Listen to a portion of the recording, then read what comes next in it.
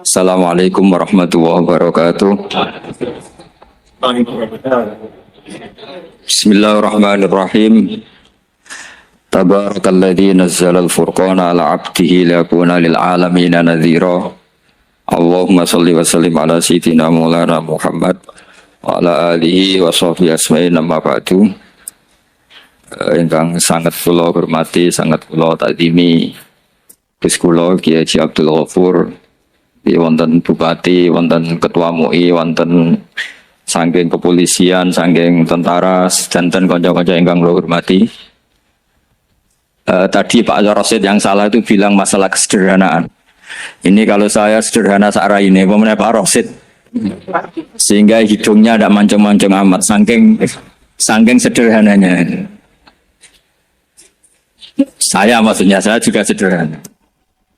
Kedua, ingin masuk surga bareng Mbah Mun, ini harus dikoreksi. Dulu saya di pondok itu sering dinasihati sama temannya Gus Sobur, satu kelas dengan Gus Sobur temannya. Gus, nak soleh jeneng teman-teman, mari ini swarga war Mbah Mun, gak enak sungkan. Jadi soleh pas-pasan sehingga ya tetap masuk surga tapi jawar Mbah Mun, mari nopo sungkan. Kamu tahu kan di surga pekerjaan kamu apa? Ngeloni widadari kan? Itu kalau ketemu guru mesti apa? Sungkan. Jadi cukup dibawanya nanti kapan-kapan sowan tiap malam Jumat apa? Sowan. Kamu kebayang nggak sekamar dengan Mbah Mun kalau di hotel? Raiso ya ternyata dia milih. Begini yang serius ini saya sampaikan. Ini kan 1 jam. Saya diskon 20 menit. Jadi karena kalau dia memaksakan berarti itu nggak sopan sama kiai. Jadi begini, tadi bicara tentang sanad. Jadi saya harap semua santrinya Mbah Mun, baik yang pernah mondok maupun pecintanya, sanad ini kualitasnya harus dijaga. Jangan sampai ada sanad yang pop, kalau dalam bahasa hadis maudhu. Kenapa demikian? Karena orang membayangkan yang tidak kita menangi, misalnya kita membayangkan Imam Ghazali atau Imam Haromen atau sampai sahabat, akhirnya sampai Rasulullah Shallallahu Alaihi Wasallam, itu tidak melihat. Satu-satunya background yang kita lihat adalah guru kita atau orang yang kita saksikan. Saya ulang lagi ya, satu-satunya cara melihat Rasulullah adalah melihat sahabat, melihat tabiin, tabiin, sampai melihat guru-guru kita yang sekarang. Kenapa demikian? Karena mau tidak mau itu ada sanad. Sehingga dalam ilmu hadis atau ilmu fikih disebut ada orang mimpi ketemu Rasulullah, misalnya saya ketemu Rasulullah dan beliau ngendikan besok Ramadan. Itu kalau di ilmu fikih la yu'tabaru qaulu, tidak perlu diikuti. Mendingan ngikuti Pak Rosid yang enggak mimpi ketemu Rasulullah tapi melihat apa? Hilal.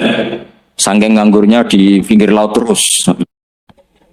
Itu tidak apa-apa. Terus kita tanya seorang ulama tadi, bagaimana Anda membandingkan mimpi ketemu Rasulullah dengan melihat hilal? Kata ulama tadi, mimpi ketemu Rasulullah itu hak Anda. Saya boleh percaya, boleh tidak. Tapi haddatsani rajulun minal ulama, haddatsani rajulun sampai Rasulullah setiap mengatakan haddatsani rajulun tambah yaqadatan.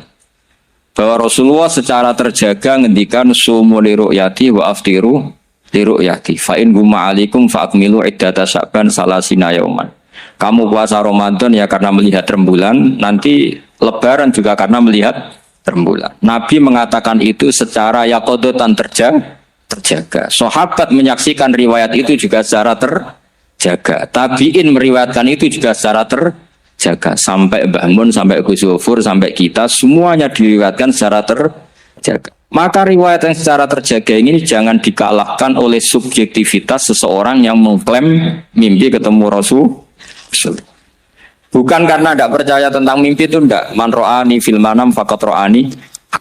Tapi itu kan subjektif.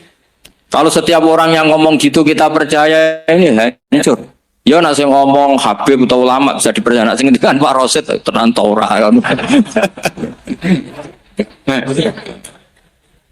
Jadi ini supaya sanad ini terjaga. Jadi sanad itu harus terjaga.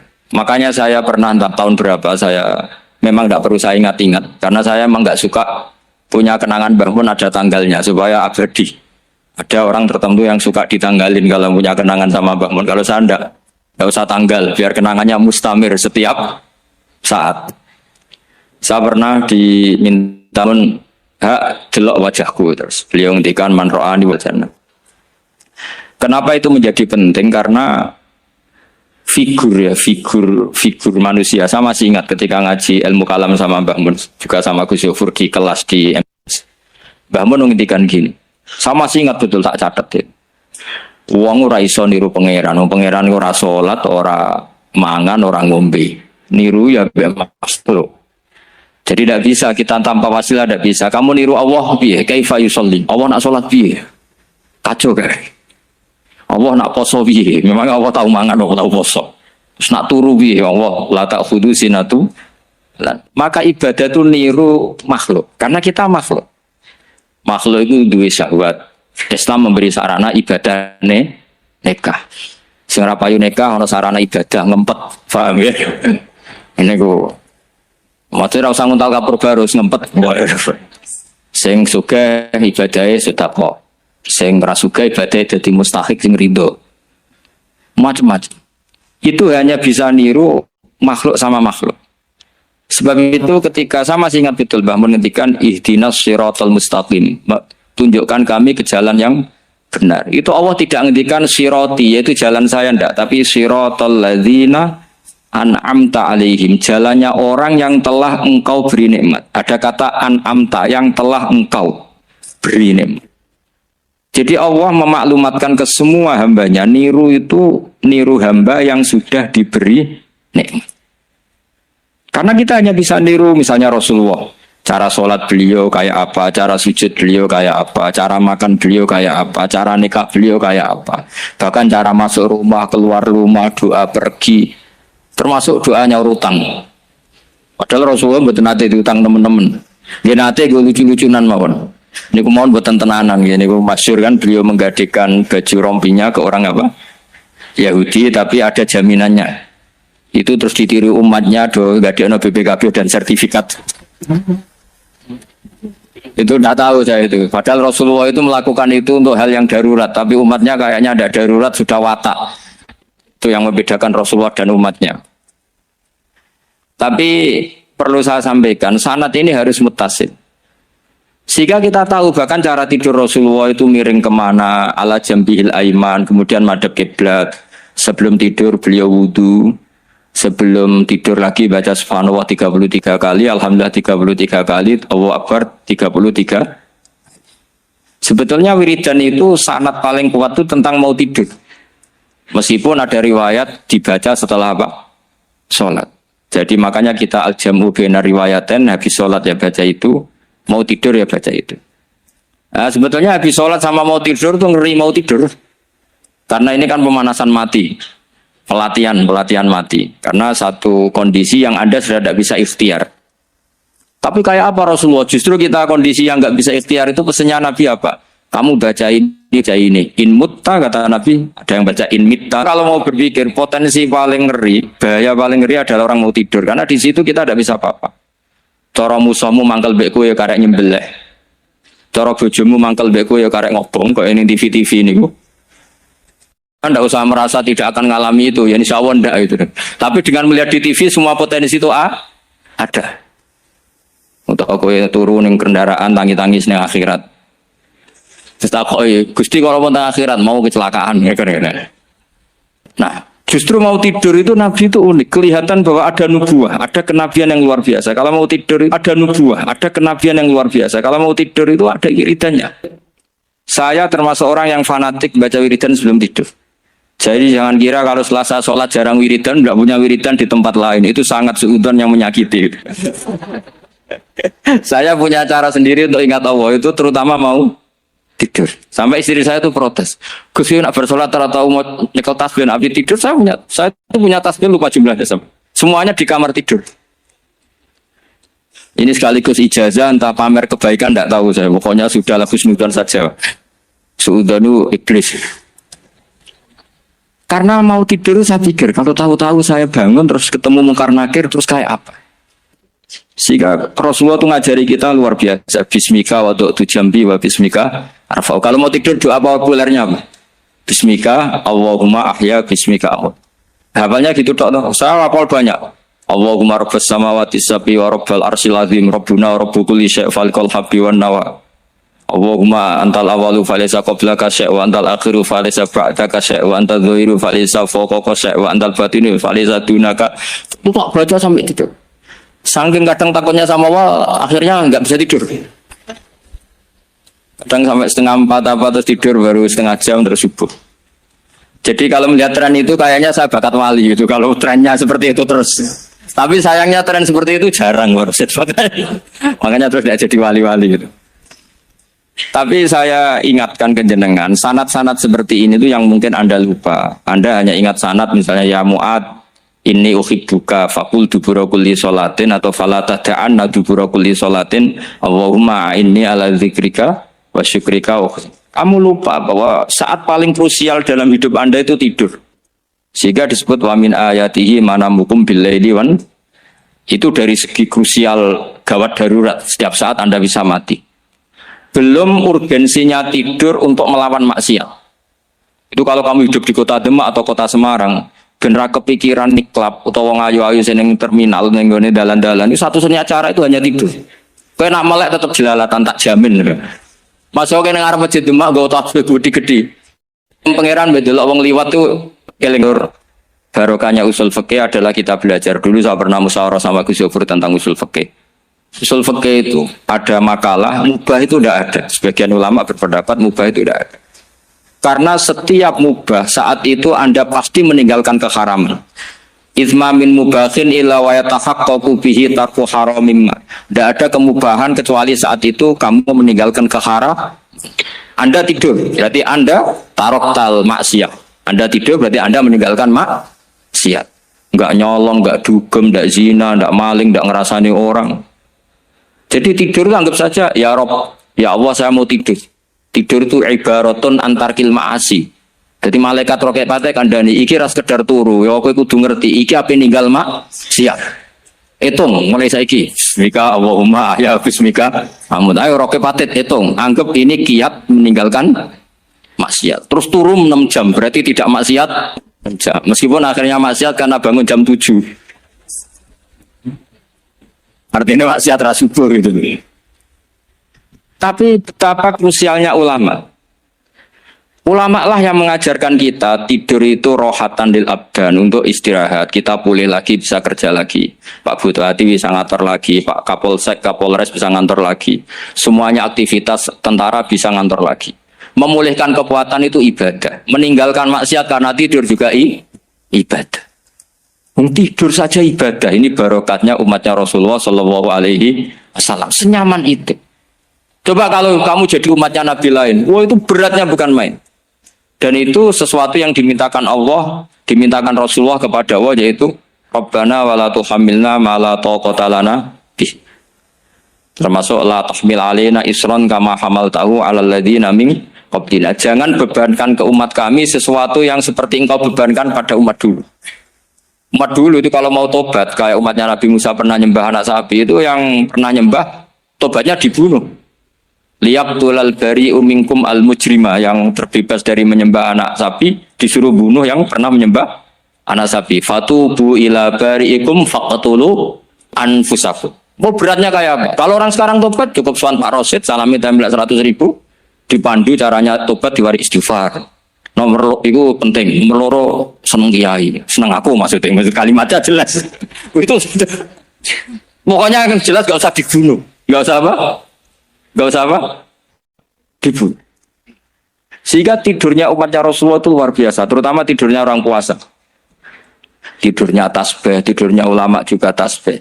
Karena dengan tidur itu kita tahu alamat kematian. Di mana kita masih di dunia saja punya kondisi di mana kita tidak bisa menentukan diri kita sendiri. Dan itu awal dari kita mengimani la haula wala quwata illa billah. Sebagai koyok ngono ternyata ada kondisi di mana kita tidak bisa mengendalikan diri kita sendiri. Makanya disebut wa min ayatihi manamukum billaili wan nar. Yang bisa menganalisis itu siapa? Ya ulama. Ulama kok tahu karena punya sanad musalsal ila Rasulillah sallallahu alaihi wasallam. Sehingga uniknya kenapa tidur itu sakral? Coba semua nabi di antara wahyunya itu lewat apa? Semua nabi di antara wahyunya lewat apa? Tidur, lewat mimpi. Inni ara fil manami anni atfahuka fangzur madza. Maka mimpi ini harus dikelola secara baik. Yaitu kalau kamu mau tidur, wudu dulu, baca tasbih, terus tinggalkan semua dunia. Anggap saja ini pemanasan kematian. Itu insya Allah mimpinya sip pokoknya. Paling dikejar-kejar dajjal, dajjalnya kecemplung kali insya Allah. Tapi kalau kamu tidur gak wudu, raiso turu terus raiso turu mangan seku, raiso turu terus raiso turu mangan sek gen warak bin iso turu. Insya Allah dikejar dajjal kecekel. Akhirnya ngelindur gak karu-karuan karena tadi. Nah, sanad seperti itu yang punya siapa? Hanya ulama.